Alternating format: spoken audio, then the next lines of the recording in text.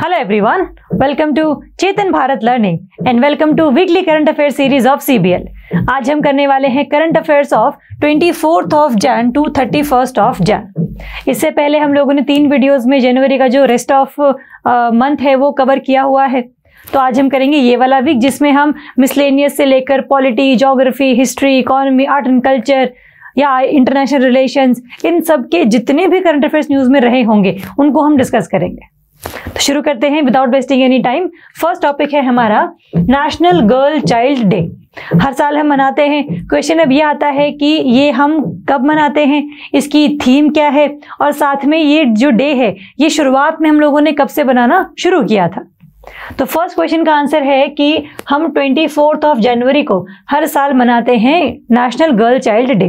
ध्यान रखिएगा, international girl child day और नेशनल गर्ल चाइल्ड डे दोनों अलग अलग दिन हैं। हम यहाँ पर बात कर रहे हैं नेशनल लेवल वाले की, तो ये ध्यान रखेंगे। दूसरा, अगर हम इसकी थीम की बात करें तो थीम डिसाइड की गई है इस बार digital generation, our time is now, our rights our future. थोड़ी सी लंबी सी थीम है, पेपर में देखते ही हल्का सा याद आ जाएगा कि हाँ ये थीम पढ़ी हुई है। किसके रिगार्डिंग पढ़ी हुई थी? नेशनल गर्ल चाइल्ड डे के रिगार्डिंग, क्योंकि इसमें सारा जनरेशंस और राइट्स और इक्वालिटी की बात की हुई है। तो ये ध्यान रखेंगे कब मनाते हैं, क्या थीम है, और 2008 से लेकर ही हम लोग इसको मनाते हुए आए हैं। और इसकी जो नोडल मिनिस्ट्री है that is ministry of women and child development. और इसी के ही दिन हम लोगों ने बेटी बचाओ बेटी पढ़ाओ स्कीम को भी इनॉग्रेट किया था, तो ये भी ध्यान रखेंगे। चलिए नेक्स्ट हम बात करेंगे ऑपरेशन अलर्ट एक्सरसाइज। अभी रिसेंटली 26 जनवरी की परेड के टाइम पर काफ़ी सारी जो एक्सरसाइजेज हैं वो की गई थी। फॉर एग्जांपल कि सिक्योरिटी को बढ़ाने के लिए तो पाकिस्तान और इंडिया का जो बॉर्डर है गुजरात और राजस्थान वाले एरिया में, वहाँ पर भी BSF के द्वारा एक स्पेशल ऑपरेशन चलाए गए थे, जिसमें से एक का नाम है operation alert exercise, so that जो सिक्योरिटी है वो किसी भी तरीके से हैम्पर ना हो सके। तो एक तो ये ध्यान रखेंगे। इसको किसने इंप्लीमेंट किया था? बॉर्डर सिक्योरिटी फोर्स ने। और 21 जनवरी से लेकर 28 ऑफ जनवरी तक, मतलब शुरुआत के कुछ दिनों में 26 जनवरी से पहले और लास्ट के कुछ दिन। तो आपको डेट पता हो, एजेंसी पता हो, और कहाँ से कहाँ तक, Sir Creek to Kutch and Barmer Rajasthan. जो इंडिया का गुजरात वाला बॉर्डर लगता है पाकिस्तान से, थोड़ा सा मार्शी वाला एरिया है। तो मार्शी एरिया है जिसमें डिफरेंट क्रीक्स हैं। क्रीक्स होता है बेसिकली छोटी सी नदी जो कि काफ़ी ज़्यादा लैंड और ओशन के बीच में पाई जाती है। और ये बेसिकली वो वाला एरिया भी है जो थोड़ा सा हाई टाइड रिसीव करता है। तो हाई टाइड जब आती है रात के टाइम पर तो थोड़ा सा जो दलदली एरिया है वो यहाँ पर बन जाता है। तो गुजरात से लेकर बाड़मेर राजस्थान में है, वहाँ तक लेकर जो सिक्योरिटी फोर्सेस हैं उन्होंने जो सिक्योरिटी का लेवल है वो काफ़ी इंक्रीज किया हुआ था। आपको बस नाम पता हो, the name is operation alert exercise. और इसके साथ ही काफ़ी सारे जो परमानेंट वर्टिकल बंकर्स हैं, फॉर एग्जाम्पल बंकर्स होते हैं जिसको हम यूज़ करते हैं इन वॉर, ताकि जो बुलेट है वो एंटर ना कर सके, और वो वर्टिकल बंकर्स बनाने की भी परमिशन अब दे दी गई है। तो ये भी एक नई एक आप कह लो कि शुरुआत है, नई इनिशिएटिव है जिसमें डिफरेंट इंफ्रा को हम इम्प्लीमेंट करने के लिए अलग अलग लेवल पर चीज़ों को लेकर आ रहे हैं। तो आपको ये नाम पता हो। चलिए दूसरा हम बात करेंगे वाटर हाइसिंथ इन्वेजन इन सांख्य सागर। सांख्य सागर एक आर्टिफिशियल लेक है मध्य प्रदेश वाले एरिया में, और जो कि रामसर साइट भी है। वहां पर अब ये न्यूज़ में आ रही है कि वाटर हाइसिंथ जो एक फ्लावर है जिसको हम सीवीड भी कहते हैं, इसने पूरे की पूरी लेक को ऐसे ढक लिया है। ये वाटर हाइसिंथ का बेसिकली छोटा सा पौधा है जो क्या करता है, लेक के जो ऊपर वाले सरफेस है वहां पर डिपॉजिट हो जाता है। जब ये डिपॉजिट हो गया तो सनलाइट एंटर नहीं कर पाती वाटर में, तो जो भी फाइटोप्लैंक्टन्स वाटर के अंदर हैं जिनको खाना बनाने के लिए सनलाइट चाहिए है वो भी नहीं जीवित रह पाते।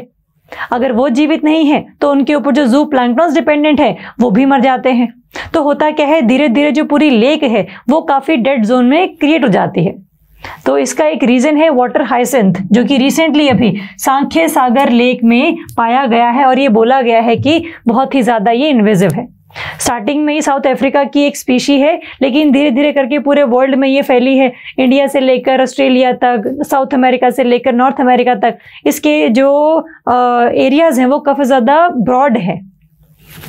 तो एक तो आपको ये पता हो कि ये साउथ अफ्रीका का नेटिव है, बाकी और सारे वर्ल्ड में फैला हुआ है, इन्वेजिव एक्वेटिक प्लांट है। लेकिन इसकी खास बात ये भी है कि बहुत सारे नुकसान इसके हैं कि जो पूरी की पूरी लेक है वो सारी खराब कर दी गई है, डेड जोन क्रिएट कर दिया गया है। लेकिन जहां पर भी ये वाटर हाइसिंथ लिमिटेड अमाउंट में होता है, वहां पर उस पानी में जितना भी हेवी मेटल्स का पोल्यूशन है, एक्स्ट्रा न्यूट्रिएंट्स हैं, उन सबको ये अब्जॉर्ब कर लेता है। तो वाटर पोल्यूशन को कम करने के लिए भी हम लोग वाटर हाइसिंथ को यूज करते हैं as a water purifier. But again कि इसके जितने फायदे हैं उतने नुकसान भी हैं, तो जो अमाउंट है it should be keep in check. तो ये ध्यान रखेंगे हल्का सा, वाटर हाइसिंथ क्या है, कैसा दिखता है, और साथ में क्या इसकी डिसएडवांटेजेस हैं और क्या इसकी एडवांटेजेस हैं। चलिए, इसके साथ में ये भी हम बात करते हैं कि जो वाटर हाइसिंथ है वो काफ़ी ज़्यादा बंगाल वाले एरिया में पाया जाता है, तभी इसका नाम टेरर ऑफ बंगाल के नाम से भी काफ़ी फेमस है कि this plant is known as terror of Bengal. तो ये भी ध्यान रख लेना। चलिए, नेक्स्ट हम बात करेंगे Ken Betwa interlinking of projects. अभी रिसेंटली मिनिस्टर ऑफ जल शक्ति ने एक मीटिंग को चेयर किया था जिसमें ये बोला था कि हमारे लिए केन बेतवा रिवर्स को लिंक करवाना बहुत ही बड़ा एक प्रोजेक्ट है और जिसके लिए हमें काफ़ी ज़्यादा एफर्ट्स को लगाना पड़ेगा, और वो हम लगा भी रहे हैं। तो ये जो केन बेतवा इंटरलिंकिंग प्रोजेक्ट है इसको अप्रूवल पहले ही मिल गया था, बट थोड़े बहुत जो इन्वायरमेंटल क्लियरेंसेज हैं वो नहीं मिले थे, तो काफ़ी डिले होता चला जा रहा था। बट अब ये इम्प्लीमेंटेशनल लेवल पर है और पूरे से जो प्लान है वो इसमें डिजाइन करके दिए गए हैं।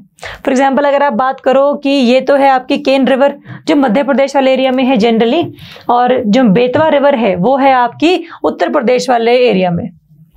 दोनों को ही हम लिंक करने के लिए लिंक कनाल बना रहे हैं, this is known as the link canal, और यहाँ पर डैम्स बनेंगे जिसका नाम है धौधन डैम। जो केन रिवर है उसके ऊपर धौधन डैम बनेगा, तभी हम ये चाह रहे हैं कि जो केन रिवर का पानी है उसको हम लोग बेतवा रिवर में ट्रांसफर कर सकें, सो दैट जो वाटर स्कार्सिटी है इस वाले एरिया की उसको हम काउंटर कर सकें। इसमें यह भी देखने वाली बात है कि जो केन रिवर जहां से निकल रही है वहां पर पन्ना टाइगर रिजर्व भी है, तो अगर आप ये कनाल बना रहे हैं तो कहीं ना कहीं जो पन्ना टाइगर रिजर्व का एरिया है वो भी यहाँ पर आ रहा है, जो कि सबमर्ज हो सकता है अंडर वाटर। इसी के लिए ही environmental clearance was not given, but now the things have been settled और इसको अप्रूवल मिल चुका है और ये जो कनाल है वो बन रही है। आपको डैम का नाम पता हो कहाँ बन रहा है और इसकी और स्पेसिफिकेशंस। और ये भी बोला गया है कि जो भी आपके ये जो केन बेतवा रिवर है लिंकिंग है, इसके साथ साथ बहुत सारे और प्रोजेक्ट्स भी हैं इंडिया में। टोटल इंडिया का ये पर्सपेक्टिव है कि टोटल 30 जो प्लान्स हैं उनको हम लोग इम्प्लीमेंट करें। जैसे केन बेतवा रिवर के टाइम पर 77 मीटर का जो धौधन डैम है वो हम लोग बनाएंगे टॉल, और साथ में जो 2 किलोमीटर वाइड 2 किलोमीटर वाइड रहेगा ये डैम, और जो कनाल बनेगी वो रहेगी अराउंड 230 किलोमीटर की। तो आपको कनाल का लेंथ पता हो 230 किलोमीटर, जो डैम है उसकी ऊंचाई 77 मीटर्स और जो विड्थ है 2 किलोमीटर। तो ये कुछ स्पेसिफिकेशंस हैं इसकी।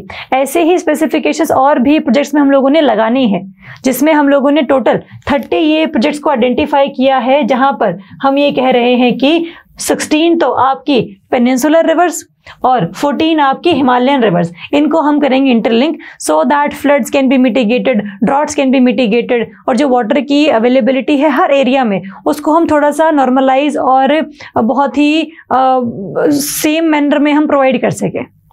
बहुत डिस्क्रिमिनेशन ना हो, बहुत ज़्यादा जो पानी है कहीं ज़्यादा ना हो, कहीं बहुत कम ना हो, तो इक्वालिटी शुड बी मेंटेन्ड। तो उसके लिए 16 है आपकी पेनिनसुलर रिवर्स और 14 है आपकी हिमालयन रिवर्स। फॉर एग्जांपल जैसे हम इसमें बात करते हैं, एक तो केन बेतवा ही है पेनिनसुलर रिवर्स में, फिर आपका ये Par river, Tapi river, Narmada river, ये भी बहुत एक इंपॉर्टेंट प्रोजेक्ट है जिसको हम लोगों ने इंप्लीमेंट करना है। अगर हिमालय वाली साइड पर आए तो यमुना और शारदा जो रिवर है उसको हम लोगों को कनेक्ट करना है। तो ये सारे प्रोजेक्ट्स हैं जो कि हमें पता हो कि किस तरीके से हम लोगों ने इन 30 के 30 प्रोजेक्ट्स को इम्प्लीमेंट करना है।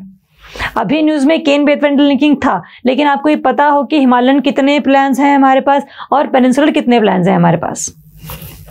चलिए, नेक्स्ट हम बात करेंगे नेशनल टूरिज्म डे।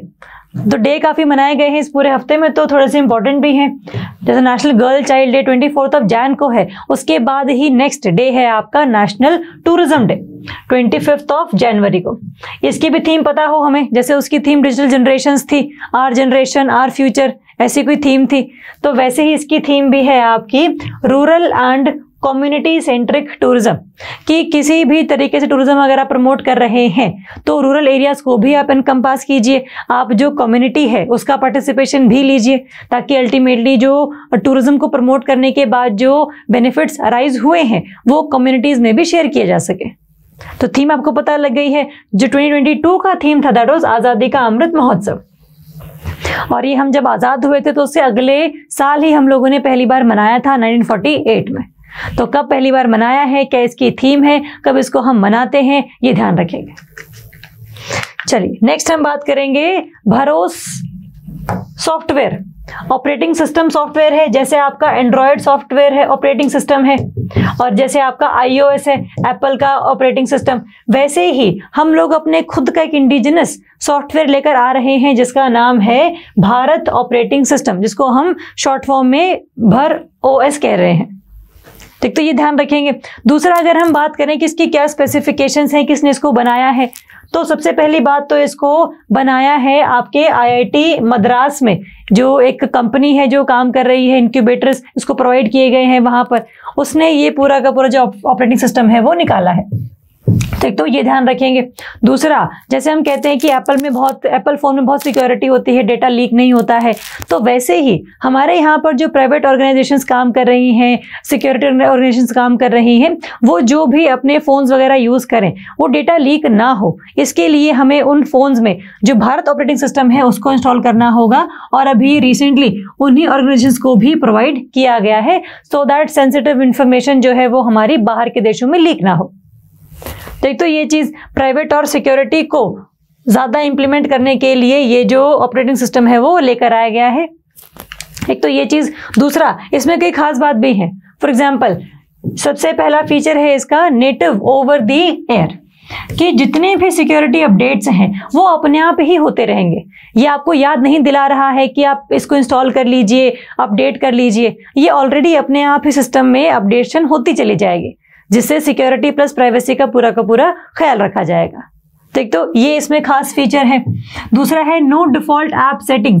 जैसे हम लोग कभी फोन खरीदते हैं तो उसमें ऑलरेडी डिफॉल्ट ऐप्स आती हैं कि आपको ये यूज करनी ही करनी है, या फिर आप इसको अनइंस्टॉल नहीं कर सकते, है ना। तो वैसी जो ऐप्स हैं वो इसमें आप खत्म भी कर सकते हैं, ना उनको यूज करें, तो आप उनको अनइंस्टॉल भी कर सकते हैं, ताकि कोई भी जो वायरस है, कोई भी जो ब्लोटवेयर वगैरह है, मॉलवेयर वगैरह है, ये फोन में एंटर ना कर सके थ्रू एनी ऐप।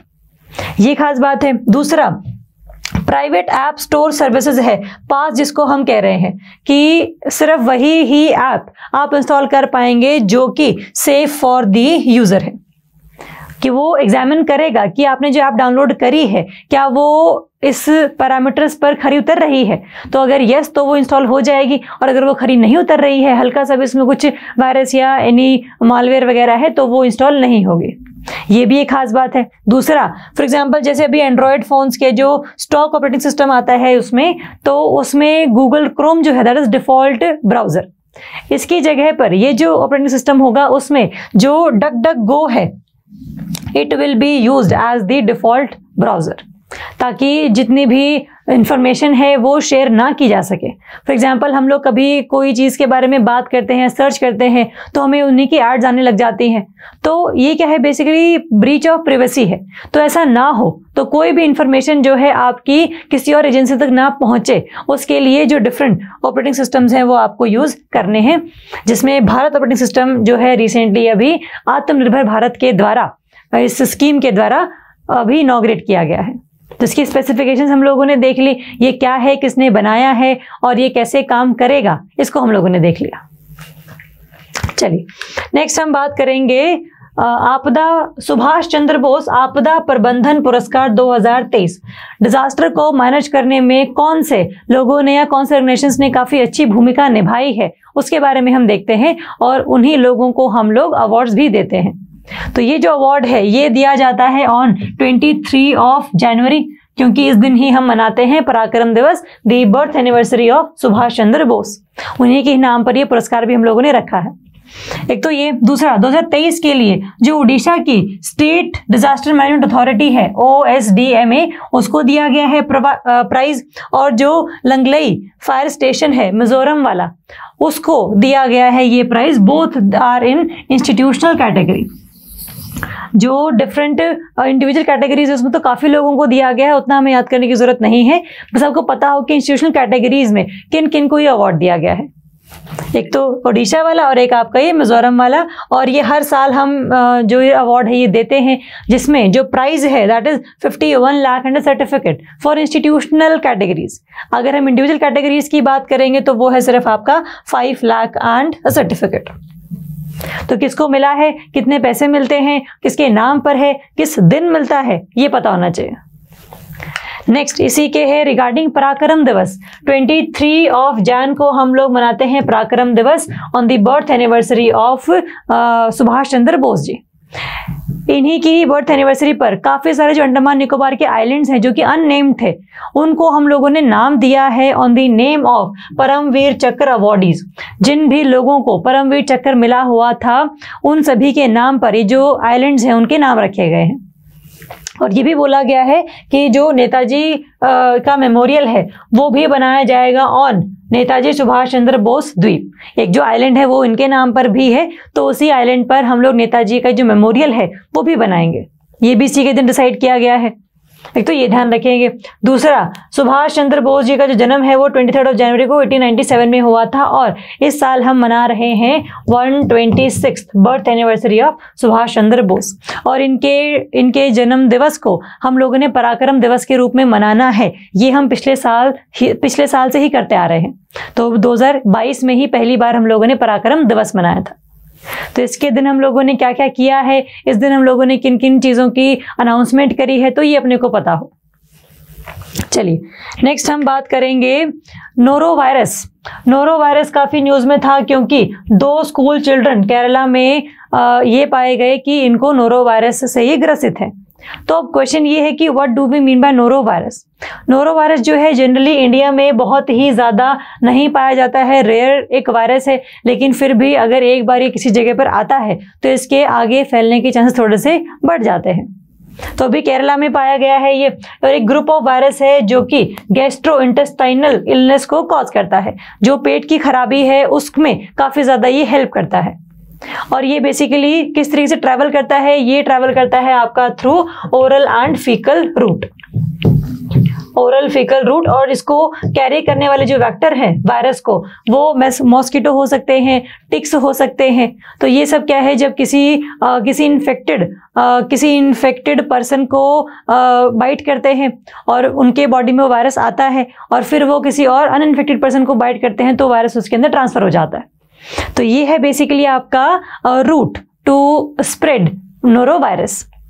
एक तो ये ध्यान रखेंगे। दूसरा, हेल्थ ऑफिशियल्स ने ये कहा है कि जो नोरो वायरस है वो अभी इतना ज़्यादा फैला नहीं है, लेकिन ये कंटामिनेटेड वाटर से काफ़ी ज़्यादा फैल सकता है। क्योंकि जो वायरस है ये आपका बहुत ही ज़्यादा उन कंडीशंस में है, उन एरियाज़ में है जहाँ पर बहुत ही अनहाइजीनिक एक्टिविटीज़ आर परफॉर्म्ड। तो उन एरियाज़ को पहले हमें ठीक करना है और तभी हम बात कर रहे हैं कि हाइजीन शुड बी मेंटेन्ड। एक तो ये चीज़। दूसरा, इसमें ये भी बात बोली गई है कि जो नोरो वायरस है ये बहुत ही ज़्यादा टेम्परेचर को मतलब सहन कर लेता है। 60 डिग्री सेल्सियस टेम्परेचर अगर आप इसका बढ़ाओ भी के तो भी एग्जिस्ट कर जाएगा ये। तभी अगर आप पानी को उबाल भी रहे हैं, खाने को आप उबाल भी रहे हैं, उसके बाद भी जो वायरस है ये नहीं जाता है। तो जो वाटर ऑलरेडी कंटामिनेटेड है अगर आप उसको पी रहे हैं तो अल्टीमेटली जो है वायरस आपकी बॉडी में जाएगा।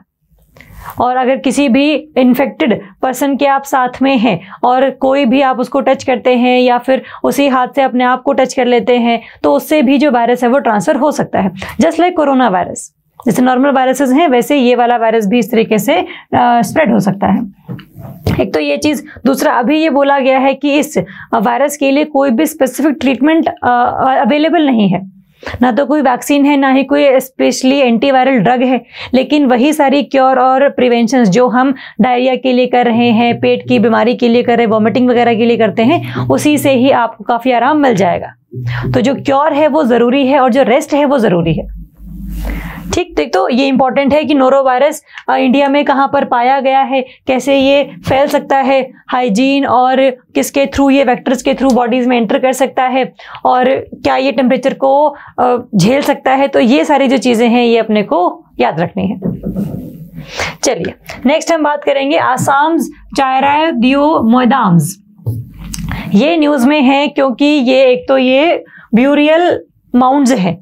ब्यूरियल माउंड्स होते हैं जहां पर किसी भी इंपॉर्टेंट पर्सनालिटी को दफनाया गया है या उसके जो रिमेन्स हैं उनको दफनाया गया है, तो उसके नाम पर ये जो माउंड्स हैं, जो इस तरीके से बड़े बड़े एरियाज हैं, उनको डिफाइन किया गया है। ये पहली बार गवर्नमेंट ने बोला है कि हम लोग इनको वर्ल्ड हेरिटेज साइट बनाने के लिए नॉमिनेट कर रहे हैं। इसको हम भेजेंगे आगे यूनेस्को में। अगर ये स्वीकार्य होता है तो again it will be the latest world heritage site. क्योंकि नॉर्थ ईस्ट में कोई भी कल्चरल हेरिटेज साइट नहीं है, जितनी भी हेरिटेज साइट्स है वो नेचुरल हैं, तो कल्चरल बेसिकली नहीं है कोई, तो इसीलिए ये हम लोगों ने नॉमिनेट करी है। और खास करके इसलिए क्योंकि हम लोग अभी मना रहे हैं 400th birth anniversary of Lachit Borphukan. तो आपको ये पता हो कि ये कौन है, ये बता रही हूँ मैं भी, ये कौन है। और ये जो चायराय दियो मोदाम्स हैं, जो ब्यूरियल माउंड्स हैं, उनको हम क्यों पढ़ रहे हैं, क्या इनके स्पेसिफिकेशन है ये पता हो।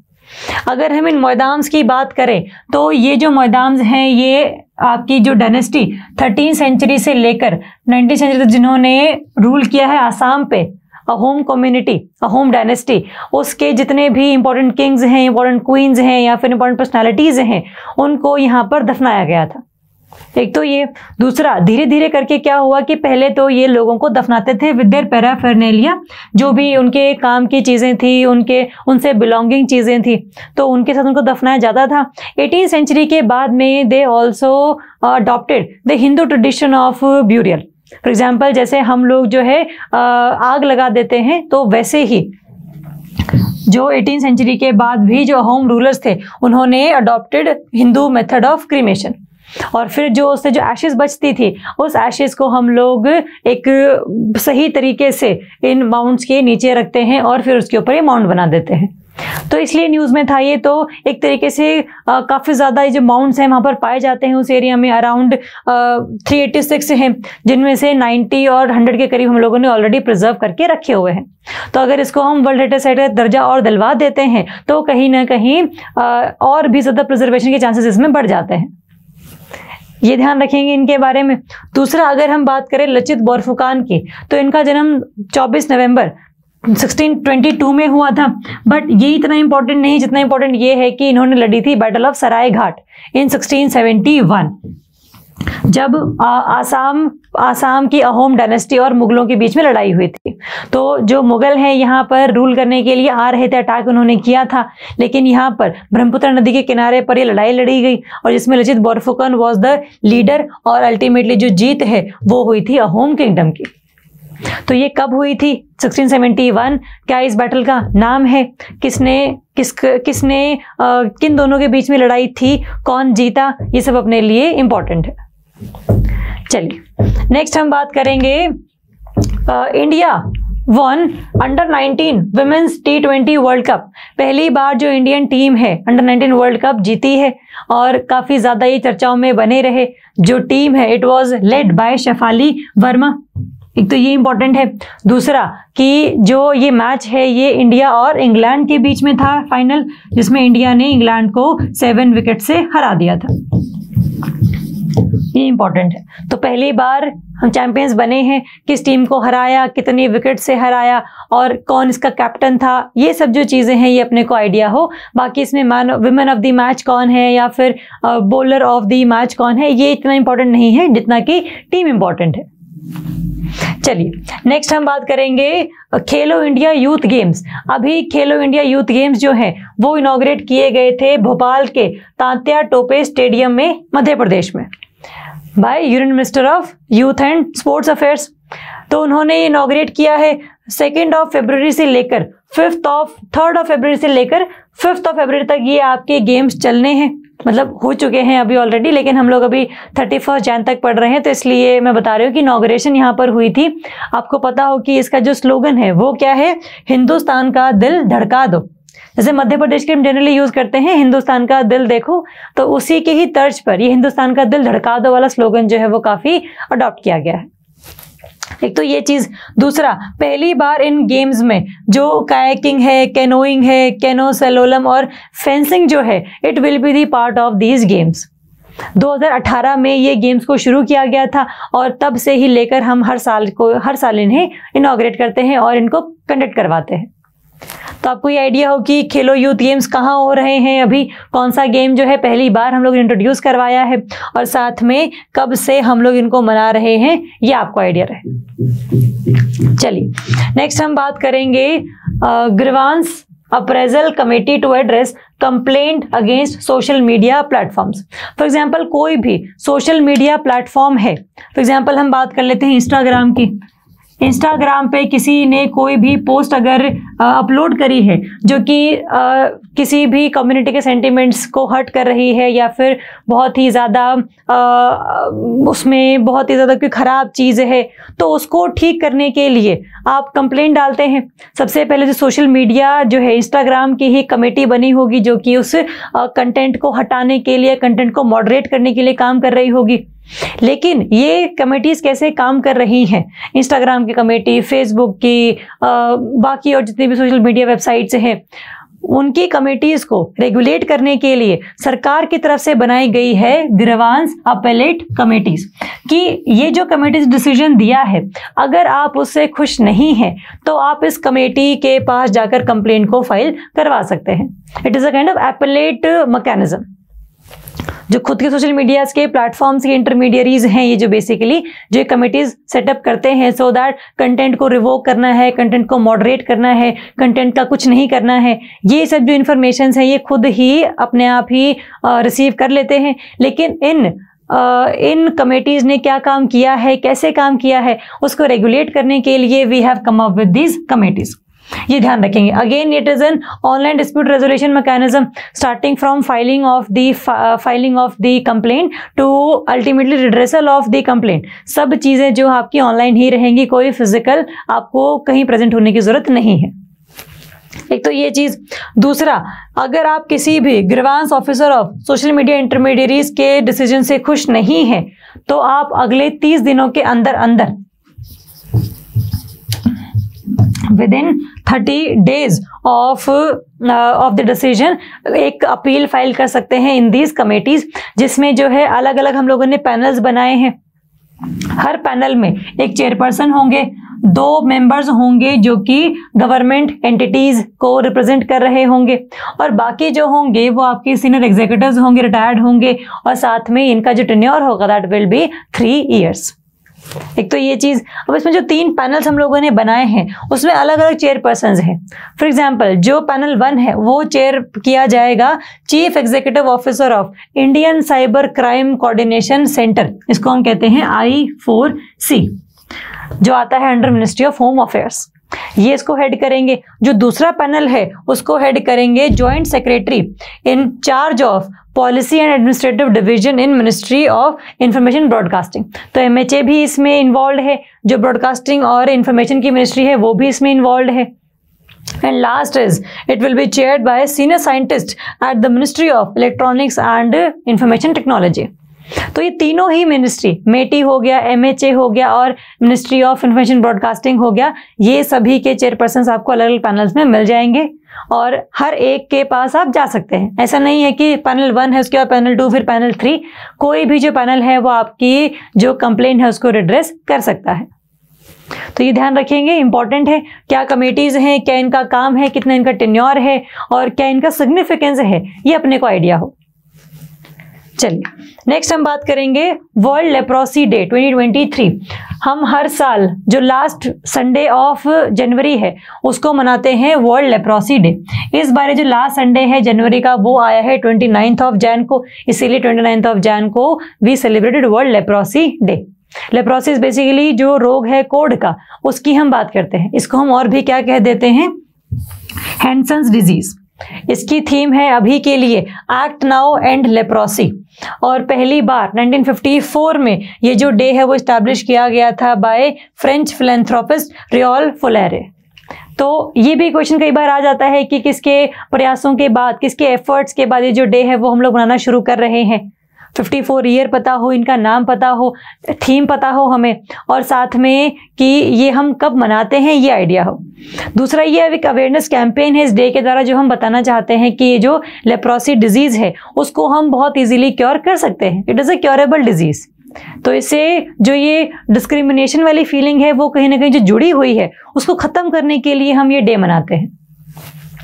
अगर हम लेप्रोसी की बात करें तो it is a bacterial disease जो होती है माइकोबैक्टीरियम लेप्रेस है, ये ध्यान रखेंगे। जो नाम है ये इंपॉर्टेंट है, माइकोबैक्टीरियम जो डेप्रोमेटोसिस है। 2 तरीके के बैक्टीरियाज हैं जो अगर आपकी बॉडीज़ में एंटर कर जाते हैं तो कहीं ना कहीं जो ये लेप्रोसी डिजीज़ है वो कॉज कर देते हैं।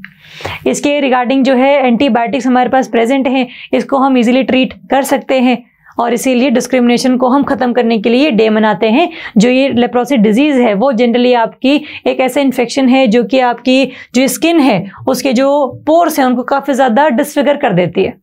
तो जो सेंसेशन की फीलिंग है वो भी इसमें लूज हो जाती है कि आप कुछ टच कर रहे हैं बट आपको वो फील नहीं हो रहा, तो सेंसेशन इज़ लॉस्ट। तो ये जो डिजीज़ है इसको हम ठीक कर सकते हैं, इसी के लिए, यही लोगों को बताने के लिए हम लोग हर साल ये डे मनाते हैं। चलिए नेक्स्ट हम बात करेंगे सेना स्पेक्टेबुलस।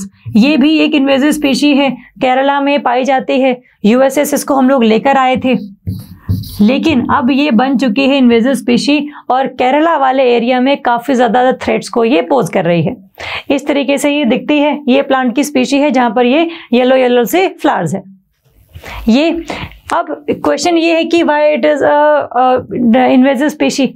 तो आंसर इसका ये है कि ये जो स्पीशी है ये अमेरिका के ट्रॉपिकल एरियाज में मिलती थी। डेसिडुअस ट्री है। डेसिडुअस ट्री का मतलब होता है जो अपने लीव्स को शेड कर देते हैं for conserve the water, for conserving the water. America से आई है। दूसरा जिसका थिक फॉलिएज ऑफ ट्री है, फॉर एग्जांपल कहीं पर भी जो ट्री होगा तो आसपास के जो भी पौधे होंगे, ग्रास होंगे, वहां तक सनलाइट नहीं पहुंच पाती। तो जो थिक फॉलिएज है, ये जो कवर है और इसका जो न्यूट्रिएंट अब्जॉर्ब करने की कैपेसिटी है वो काफ़ी ज़्यादा है। तो अगर ये न्यूट्रिएंट सारे अब्जॉर्ब कर लेगा तो जो बाकी के स्पीशीज़ एग्जिस्ट करते हैं उस एरिया में उनको न्यूट्रिएंट्स नहीं मिल पाते। तो इसीलिए इन्वेजिव है कि बाकी और नेटिव बायोडायवर्सिटी को ख़त्म कर दिया है और सिर्फ यही पॉपुलेशन वाइज हमारे यहाँ पर बची हुई है। ठीक है, तो ये ध्यान रखेंगे। तो फूड शॉर्टेज जो है वो कॉज होती है स्पेशली हर्बीवोर्स के लिए, क्योंकि जो ग्रास नहीं उग रहा है और प्लांट्स नहीं उग रहे हैं तो फिर जो हर्बीवोर्स हैं वो कहीं ना कहीं फूड शॉर्टेज को फेस करेंगे। इसको ख़त्म करने के लिए केरला ने रिसेंटली अभी ये बोला है कि हम लोग एक प्रॉपर प्लान लेकर आएंगे जिसमें हम आपको ये बताएंगे कि किस तरीके से उस पूरे प्लांट की स्पीशी को, ट्री की स्पीशी को हमें हटा देना है। तो ये केरला गवर्नमेंट का जो प्लान है वो हम लोग देखते हैं कि एक प्रॉपर स्ट्रेटजी इज़ रिक्वायर्ड। ऐसा ना हो कि सिंपल आपने पेड़ों को कट कर दिया है, क्योंकि बार बार जो ये स्पीशी है वो उग सकती है। तो इसलिए प्रॉपर स्ट्रेटजी इज रिक्वायर्ड। अगर हम IUCN की बात करें तो ये लीस्ट कंसर्न कैटेगरीज में है कि इसकी जो पॉपुलेशन है वो काफ़ी ज़्यादा है, क्योंकि इन्वेजिव है और अल्टीमेटली हर जगह की स्पीशी को ख़त्म कर देती है। तो लीस्ट कंसर्न है कि थ्रेटेंड एक्सटिंक्शन नहीं है और इसके ऊपर अभी अगर हम आते हैं तो हमें अभी इतना ज़्यादा चिंता करने की ज़रूरत नहीं है कि बायोडायवर्सिटी ख़त्म हो रही है।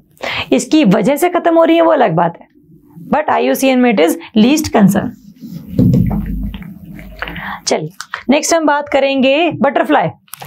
इंडिया की सबसे जो नई बटरफ्लाई है वो रिसेंटली देखी गई है अरुणाचल प्रदेश में नामदफा नेशनल पार्क में।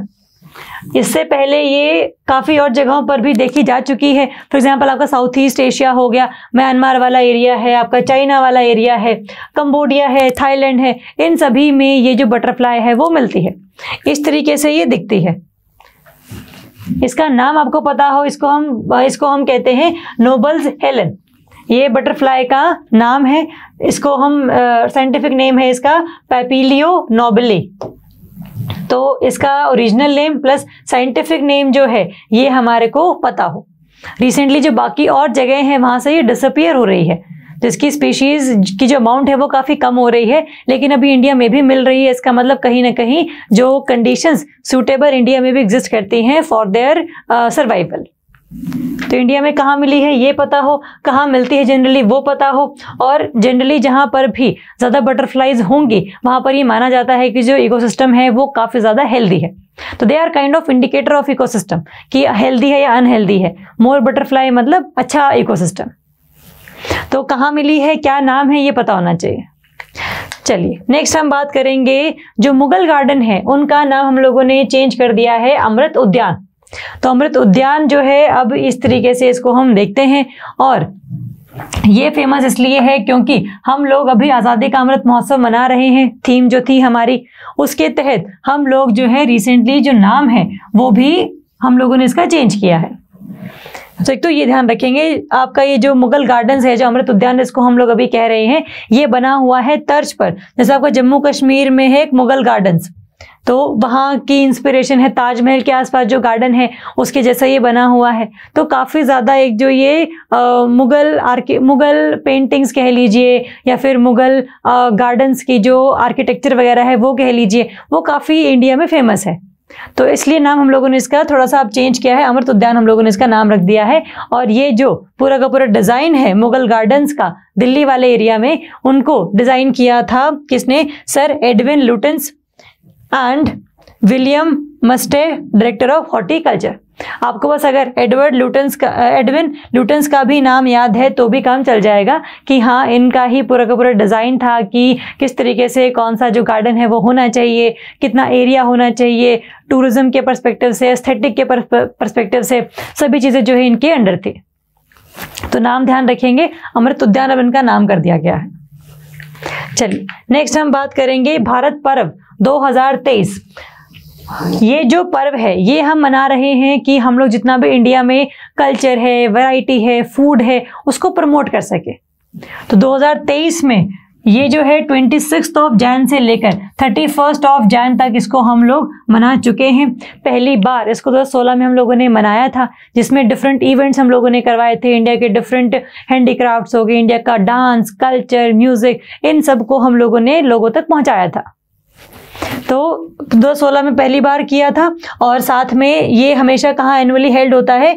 जो ये रेड फोर्ट के सामने ज्ञान पथ है, वहाँ पर जो लॉन्स वगैरह हैं वहाँ पर जो है वहाँ पर इसको हम कंडक्ट करवाते हैं।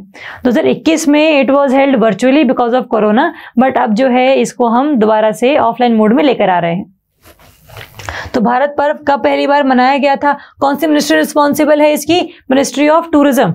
It is the designated as the nodal ministry for this event, ये ध्यान रखेंगे।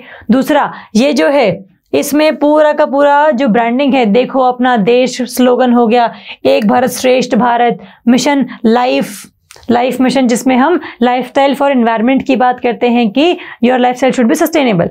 आप इस तरीके से जीवन ना व्यापन करें जिससे कि एनवायरनमेंट को हानि पहुंचे। तो वो सारी जो चीज़ें हैं इस मिशन लाइफ में हम बताएंगे। तो और साथ में इंडिया का जो पूरा कल्चर है उसको लोगों को दिखाएंगे। तो भारत पर्व है, कौन सी मिनिस्ट्री रिस्पॉन्सिबल है, कब से कब तक मनाया गया था और कहाँ मनाया जाता है, ये भी ध्यान रखेंगे। चलिए नेक्स्ट हम बात करेंगे शहीद दिवस। शहीद दिवस या मार्टर्स डे हम मनाते हैं ऑन 30 जैन, जहां पर हम उन सभी फाइटर्स को श्रद्धांजलि अर्पित करते हैं जिन्होंने इंडिया के इंडिपेंडेंस के लिए या फिर इंडिया के किसी भी वॉर में शहीदी प्राप्त करी है। 30 जैन। और हम ये क्यों मनाते हैं? क्योंकि इस दिन ही 1948 में Gandhi ji was assassinated in Birla house by Nathuram Godse. तो उसी दिन को हम याद करने के लिए जो शहीद दिवस है वो मनाते हैं। तो ये ध्यान रखेंगे। दूसरा, जो महात्मा गांधी की समाधि है राजघाट, वहाँ पर हम उनको श्रद्धांजलि अर्पित करते हैं इस दिन। तो राजघाट पता हो कि ये क्यों फेमस है, साथ में ये जो डे है हम क्यों मनाते हैं और ये हम कब मनाते हैं, ये हमारे लिए इम्पोर्टेंट है और इसकी सिग्निफिकेंस क्या है।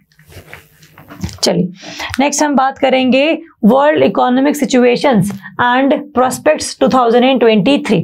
ये जो रिपोर्ट है ये रिलीज की गई है by UNDESA, department of economic and social affairs.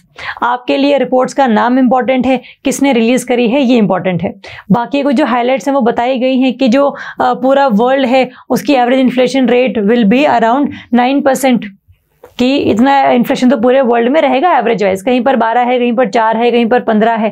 तो एवरेज हम निकाल रहे हैं 9% का। और पूरे वर्ल्ड की जो आउटपुट ग्रोथ है ये 2.7% से आगे बढ़ेगी और ये बाउंस बैक करेगी बेसिकली, कि अभी काफ़ी डाउन चल रही है लेकिन धीरे धीरे करके इसमें और ज़्यादा इंप्रूवमेंट्स हम लोग देखेंगे। और साथ में इंडिया भी जो ग्रोथ कर रही है वो भी 5.8% पर करेगी।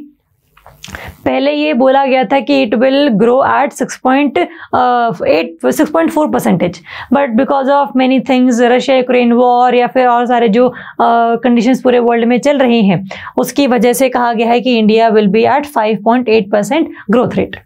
तो ये जो फिगर्स हैं ये आपको बस एक बार आइडिया हो कि हाँ इसके बारे में बताया गया है। पेपर में क्वेश्चन कई बार ये आ जाता है कि according to this report what will be the world का एवरेज इन्फ्लेशन रेट, तो पता हो कि 9% है, इंडिया का ग्रोथ रेट पता हो अराउंड 5.8% रहेगा। तो जो चीज़ें इंपॉर्टेंट है इसमें ये लिखी गई हैं, इनको आप एक बार देख लेना। बाकी रिपोर्ट ये कौन सी है और किसने पब्लिश करी है ये काफ़ी इंपॉर्टेंट है। चलिए नेक्स्ट हम बात करेंगे मेडन एक्सरसाइज वीर गार्जियन। ये जो एक्सरसाइज है ये जापान में रिसेंटली हुई है और जापान की एयरफोर्स और इंडिया की जो एयरफोर्स है उनके बीच में कंडक्ट करवाई गई है। तो पेपर में क्वेश्चन आता है Veer guardian is between which two countries, तो इंडिया एंड जापान। कौन सी है? एयरफोर्स एक्सरसाइज है। इसके अलावा अगर हम देखें तो धर्मा गार्जियन है, ये मिलिट्री वाली है। JIMEX Japan India maritime exercise naval है ये वाली, और शिन्यू मैत्री एयरफोर्स की है। तो शिन्यू मैत्री भी एयरफोर्स की है और जो आपकी वीर गार्जियन है ये भी आपकी एयरफोर्स की ही है। तो दो हैं इसमें। साथ में इंडिया, जापान और यूएसए तीनों पार्टिसिपेट करते हैं इसमें मालाबार में। मालाबार अब तो वैसे क्वाड की हो गई है, इंडिया, जापान, यूएसए और ऑस्ट्रेलिया। तो क्वाड की जो एक्सरसाइज है मालाबार, उसमें भी इंडिया और जापान जो है आपस में एक्सरसाइज करते हैं। तो ये ध्यान रखेंगे। और पहली बार ऐसा हुआ है इस एक्सरसाइज में कि जो विमेन फाइटर पायलट हैं उन्होंने भी पार्टिसिपेट किया है इन इंडियन कॉन्टिजेंट। तो पेपर में क्वेश्चन ये भी आ सकता है कि what was the name of exercise जिसमें पहली बार जो विमेन फाइटर पायलट है उन्होंने हिस्सा लिया है। तो answer would be again Veer guardian. चलिए नेक्स्ट हम बात करेंगे लंपी स्किन डिजीज की। अभी रिसेंटली जो डिजीज है वो न्यूज में थी क्योंकि जिससे काफी सारे जो कैटल्स हैं उनकी डेथ हो रही थी। तो ये जो डिजीज है एक ऐसी डिजीज है जो कि जनरली कैटल्स को इम्पैक्ट कर रही है। ये जूनोटिक डिजीज नहीं है, ये ध्यान रख लेंगे। It is not a zoonotic disease की ये जो एनिमल्स टू ह्यूमंस ट्रांसफर नहीं होती है। तो it is not a zoonotic disease. News में इसलिए है क्योंकि पंजाब गवर्नमेंट ने 25 लाख जो डोज हैं ग्रेट पॉक्स वैक्सीन के वो प्रोवाइड करवाए हैं to different areas so that एक वैक्सीन लग सके इन सभी कैटल्स को, ताकि ये जो वायरस है ये उनकी बॉडीज में एंटर ना करे, और अगर करता भी है तो जो इम्यूनिटी है वो उसके अगेंस्ट डेवलप हो जाए। तो एक तो ये ध्यान रखेंगे। और ये जो वायरस इसका नाम क्या है? Again lumpy skin disease virus, जो जनरली होता है कैटल्स में और वाटर बफेलोज में। वायरस का नाम पता लग गया। इसके रिगार्डिंग वैक्सीन होगी। वैक्सीन का जो नाम है वो है आपका लंपी प्रोवैक इंड। ये एक लाइव अटेन्यूएटेड वैक्सीन है, मतलब जो वायरस है उसको हम लोगों ने थोड़ा सा वीक कर दिया है, मतलब उसको डेड नहीं किया है बट वीक कर दिया है। उसको हम कैटल्स की बॉडी में ट्रांसफर करेंगे जिससे कि उनकी बॉडी में इम्यूनिटीज प्रेजेंट होगी, ताकि फ्यूचर में अगर ये वायरस उनकी बॉडी में एंटर करता है तो पता हो कि हमें करना क्या है। तो बॉडी को पता होता है कि कौन सी जो ब्लड सेल्स हैं, वाइट ब्लड सेल्स हैं, उनको एक्टिवेट करना होता है। तो आपको वैक्सीन का नाम पता हो। बनाई किसने है?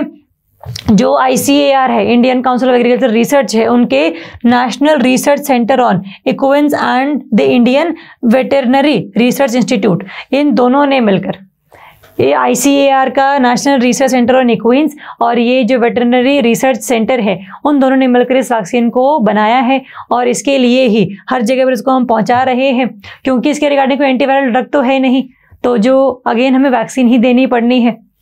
तो इसका एक तो ये फायदा है। दूसरा ये है आपका is goat pox vaccine and sheep pox vaccine for LSD। For example होता क्या है कि अभी रिसेंटली ये जो डिजीज है ये बिल्कुल सेम एज इट इज लग रही है जैसे गोट पॉक्स है या फिर शीप पॉक्स है। उसके रिगार्डिंग हम जो वैक्सीन देते हैं उसके ही तरीके की वैक्सीन जो है ये बनाई गई है। तो इसीलिए ये इंपॉर्टेंट है किसने बनाई है, क्यों बनाई है, और ये जो वायरस है उसका नाम क्या है, जूनोटिक है या नहीं है, ये पता होना चाहिए। ठीक, तो ये ध्यान रखेंगे। चलिए नेक्स्ट हम बात करेंगे आपके फुकुशिमा न्यूक्लियर पावर प्लांट की। Japan to flush Fukushima waste water. 2011 में इस एरिया में जापान के 9 मैग्नीट्यूड का जो अर्थक्वेक है वो आया था, जिसकी वजह से सुनामी भी अग्रवेट हुई थी और सुनामी का जो पानी है वो इस पावर प्लांट के अंदर चला गया था। It is Fukushima nuclear power plant. और जब ये फुकुशिमा पावर प्लांट में एंटर किया तब काफ़ी ज़्यादा जो है रेडियो एक्टिव मटीरियल्स वो लीक हो गए, और लीक होने के बाद जो है थ्रू एयर पैसिफिक ओशन में चला गया। कुछ जो रेडियो एक्टिव मटीरियल है कुछ एयर में ही रह गया, तो इसके आसपास का जो एरिया था वो इनहेबिटेबल हो गया, मतलब कि वहाँ पर रहने लायक चीज़ें नहीं बची, क्योंकि रेडिएशंस बहुत ज़्यादा हैं। रेडिएशंस अगर आपकी बॉडी में जाती हैं तो जीन लेवल पर जाकर ये इफेक्ट करती हैं, मतलब कि आपकी बॉडी तो खराब हो ही रही है, साथ में आपके आने वाली जो अगली जनरेशन है वो भी काफ़ी ज़्यादा इम्पैक्ट रहेगी विद दीज रेडिएशंस। तो ये हुआ है 2011 में, जब Fukushima Daiichi nuclear power plant में जो सुनामी है वो एंटर कर गई थी, उसने इसको डिस्ट्रॉय कर दिया था। और अब उस प्लांट को उसके बाद बंद कर दिया गया था ऑब्वियसली, लेकिन कुछ जो उसमें वेस्ट वाटर है जिसको यूज़ किया जाता था फॉर कूलिंग द रिएक्टर, वो जो पानी है वो ऑलरेडी वहीं पर ही अब प्रेजेंट है। तो उसको अब हम लोग फ्लश आउट करने की बात कर रहे हैं टू पैसिफिक ओशन अगले आने वाले 3 डिकेड्स में। अगले आने वाले 30 सालों में वो जो सारा का सारा पानी है उसको हम पैसिफिक ओशन में फ्लश आउट करेंगे। और ये जो पूरा प्लान है इसको जापान के कैबिनेट ने भी अप्रूवल दे दिया था 2021 में ही। तो इसलिए काफ़ी अब न्यूज़ में है कि अब इसको हम लोग शुरू करने जा रहे हैं। To plant was used to cool the reactors, जो मतलब रिएक्टर्स को कूल करने के लिए यूज किया जाता था कि एनर्जी बहुत ज़्यादा ना बढ़ जाए, एकदम से ब्लास्ट ना हो जाए, तो टेम्परेचर जो मेंटेन रखा जाए, इसके लिए जो वाटर है उसको यूज़ किया जाता था। बट अभी जो वाटर है नाउ इट इज़ वेस्टेड और इसमें काफ़ी सारे जो रेडियो एक्टिव एलिमेंट्स हैं वो भी पाए जाते हैं। तो ये भी बोला जा रहा है कि अगर आप इस पूरे के पूरे वाटर को बहा देते हैं पैसिफिक ओशन में तो जो मरीन लाइफ है उसके ऊपर भी तो नेगेटिव इम्पैक्ट पड़ेगा। तो वो सब देखते हुए इसको 30 साल का टाइम दिया गया है। और ये भी बोला गया था कि why don't you treat the water instead of flushing it out, कि ट्रीटमेंट क्यों पॉसिबल इसका नहीं है। इसका ट्रीटमेंट इसलिए पॉसिबल नहीं है क्योंकि जो इसमें पाया जाने वाला ट्रीटियम है उसकी हाफ लाइफ अभी भी, मतलब इसकी जो हाफ लाइफ है दैट इज़ 12 to 13 ईयर्स। इसीलिए बहुत ज़्यादा टाइम तक जापान जो है इसको स्टोर करके भी नहीं रख सकता। तो जो रेडियो एक्टिव डिके हो रहा है, डिके का मतलब यही कि रेडिएशंस लूज हो रही हैं। तो ये 12 से 13 साल इसकी जो हाफ लाइफ थी, हाफ लाइफ का मतलब होता है जिसमें एक जो एलिमेंट है वो अपना जो हाफ है वो सारा का सारा डिके कर चुका होगा और रेडिएशंस जो है एटमॉस्फेयर में जा चुकी होंगी। तो धीरे धीरे करके ये भी जो है बाकी सभी रेडिएशंस के थ्रू एटमॉस्फेयर में एंटर कर जाएंगे। इसीलिए जहाँ पर रेडियो एक्टिव एलिमेंट्स ज़्यादा प्रेजेंट होते हैं वहाँ पर रेडिएशंस का जो अमाउंट है वो ज़्यादा होता है। तो इसीलिए हम इसको स्टोर करके नहीं रख सकते हैं, ना कि हम ट्रीट कर सकते हैं। इसे ट्रीटमेंट करने के लिए बहुत सारे में वाटर टैंकर्स चाहिए हैं, वो टैंकर्स हम बनाएंगे, इतने में जो है सारा का सारा जो रेडियो एक्टिव है वो डिके हो जाएगा, क्योंकि जो ईयर है वो सिर्फ 12 से 13 साल है इसकी हाफ लाइफ। ठीक है, तो इसीलिए ट्रीट नहीं कर पाएंगे बिकॉज वाटर टैंकर्स चाहिए हैं, खर्चा काफ़ी आएगा, उसमें टाइम लगेगा, और टाइम अगर लग गया ज़्यादा तो जो ट्रीटियम इसमें अवेलेबल है, प्रेजेंट है, वो ऑलरेडी डिके हो जाएगा और रेडिएशंस जो है एटमॉस्फेयर में फैल जाएंगे। तो इसीलिए ध्यान रखेंगे कि इसका नाम क्या है, कब इसका ये जो 2011 में जो ये पूरा का पूरा अर्थक्वेक और सुनामी आई थी उसका क्या रिलेवेंस था यहाँ पर, और हम कहाँ इसको पैसिफिक ओशन में, अटलांटिक ओशन में कहाँ पर इसको फ्लश आउट करने की बात कर रहे हैं, उसके बारे में ध्यान रखेंगे। चलिए नेक्स्ट हम बात कर रहे हैं इंडिया के फर्स्ट सोलर मिशन की। ये न्यूज़ में इसलिए है क्योंकि जो इंडिया का फर्स्ट सोलर मिशन, इसका नाम है आदित्य L1। L1 में L का मतलब है लेग्रांजेस पॉइंट, इसको भी हम देख लेते हैं अभी एक बार। तो जो सन के बिल्कुल पास जाकर जो स्टडी है कि सन कैसा है, कैसे बना, सन की जो आउटर लेयर कोरोना वो इतनी हॉट क्यों है, उसमें से जो कोरोनल मास इजेक्शंस है वो क्यों हो रहे हैं, और साथ में और स्पेसिफिकेशंस ऑफ सन, ये पता करने के लिए इंडिया का ये इंडिजिनस आपका जो है प्रोजेक्ट है। एक तो ये चीज इसके रिगार्डिंग न्यूज में था कि इसका जो पेलोड है विजिबल लाइन एमिशन कोरोनाग्राफ, कि कोरोना लेयर को स्टडी करने के लिए ये जो पेलोड है उसको भेजा गया होगा, मतलब भेजा जाएगा 2023 के मिड में या एंड तक। तो वो जो पेलोड है उसको हैंडओवर कर दिया गया है टू इसरो, और ये बनाया किसने है, इंडियन इंस्टीट्यूट ऑफ एस्ट्रोफिजिक्स ने। किसने बनाया है, क्या नाम है, किसको हैंडओवर किया है ये पता हो, और आदित्य L1 जो है उसको हम लॉन्च करेंगे with polar satellite launch vehicle with 7 payloads. अभी 7 पेलोड्स क्या हैं, जब ये लॉन्च होगा तब उसके बारे में हम पढ़ेंगे जनरली, लेकिन अभी जो पेलोड आपका हैंडओवर किया गया है वो पता हो। अगर हम लैग्रांजेस पॉइंट्स की बात करें तो इंडिया का आदित्य L1 रहेगा ऑन लैग्रांजे पॉइंट 1 कि सोलर विंड्स कैसे निकल रही हैं, फ्लेयर्स कैसे निकल रही हैं, जो क्रोमोस्फेयर है सन की लेयर, सोलर एमिशंस कैसे हो रहे हैं। तो बेसिकली सन को स्टडी करने वाली बात है कि सन की मैग्नेटिक फील्ड ऐसी क्यों है, बहुत ज़्यादा ये डिस्ट्रप्टिव क्यों होती है, सन स्पॉट्स क्यों पड़ते हैं सन के ऊपर। तो वो सारे जो फिनोमेनाज हैं वो हम स्टडी करने की कोशिश करेंगे, और ये जो इक्विपमेंट रहेगा वो रहेगा लैग्रांजे 1 पॉइंट। लैग्रांजे 1 पॉइंट है यहाँ पर, जो अर्थ से अराउंड 1.5 मिलियन किलोमीटर दूर है। ये एक ऐसा पॉइंट है जहां पर सन और अर्थ दोनों की जो ग्रेविटी है वो कर रही है काउंटर। तो इसीलिए एक स्टेबल एक सी जगह है जहां पर ना तो सन इसको अपनी तरफ खींच रहा है और ना ही जो अर्थ है वो उसको अपनी तरफ खींच रही है। तो जितने पॉइंट्स हैं सन और अर्थ के बीच में ऐसे 5 पॉइंट्स हैं। L1 है, L2 थोड़ा सा पीछे है अर्थ के, L3 यहाँ पर है सन के इस साइड, L4 है यहाँ और L5 है यहाँ। तो ये 5 पॉइंट्स है जहाँ पर किसी भी सन या अर्थ की जो ग्रेविटी है वो काम नहीं करती, उसको बैलेंस कर लेती है। दोनों काम करती है बट बैलेंस हो गया तो काउंटर हो गया दोनों का। तो ये जो आदित्य L1 में L है that is Lagrange's point where gravity of sun and earth counterbalances themselves। चलिए नेक्स्ट हम बात करेंगे कूनो चीता डिटेक्टेड विद हिपैटोरिनल इन्फेक्शन। हिपैटोरिनल इन्फेक्शन का मतलब है कि जो लिवर डिजीज है उसकी वजह से जो किडनी फेलियर होता है वो अब देखा गया है आपके जो टाइगर्स, जो चीताज हम लोगों ने रिलोकेट करे थे फ्रॉम नामीबिया। तो जो हम लोगों ने 8 चीताज को इंट्रोड्यूस किया था इन कूनो नेशनल पार्क, उनमें से एक को डिटेक्ट हुआ है ये हिपैटोरिनल इन्फेक्शन, जिसमें पुअर लीवर फंक्शनिंग अगर है तो उसकी वजह से जो किडनी फेल होती है उस पूरी डिजीज को हम कहते हैं हिपैटोरिनल इन्फेक्शन। रिनल का मतलब ही होता है आपका किडनी, हिपैटो का मतलब है आपका लिवर, तो दोनों आपस में साथ पढ़ेंगे। तो ये जो है ये हमने कहाँ पर रिलोकेट करवाए थे, कूनो पालपुर नेशनल पार्क मध्य प्रदेश में है। साउथ अफ्रीका और नामीबिया वाले एरिया से हम 8 चीताज लेकर आए थे और पहली बार पूरे वर्ल्ड का सबसे पहला जो रिलोकेशन प्रोजेक्ट है उसको हम लोगों ने कंप्लीट किया था। तो ये इन्फेक्शन क्या है, बस ये पता हो कि किडनी फेलियर है, लिवर की इन्फेक्शन है, तो काफ़ी ज़्यादा जो है इसका जो ट्रीटमेंट है वो मतलब अवेलेबल है। तो ऐसी बात नहीं कि ख़त्म हो जाएंगे, अगेन ट्रीटमेंट इज़ प्रेजेंट। चलिए नेक्स्ट हम बात करेंगे national voters day, 13th national voters day. ये हम मनाते हैं ऑन 25th ऑफ जैन। इसी के ही दिन हम लोग मना रहे हैं नेशनल टूरिज्म डे, इसी के ही दिन हम लोग मना रहे हैं वोटर्स डे। इसी दिन क्यों मना रहे हैं, क्योंकि इस दिन 1950 में इलेक्शन कमीशन ऑफ इंडिया को हम लोगों ने फाउंड किया था, मतलब फाउंडेशन मतलब इस्टेब्लिश किया था। तो एक तो ये चीज 2011 से इसको हम मनाते हुए आ रहे हैं, इसीलिए अभी 13th नेशनल वोटर्स डे है।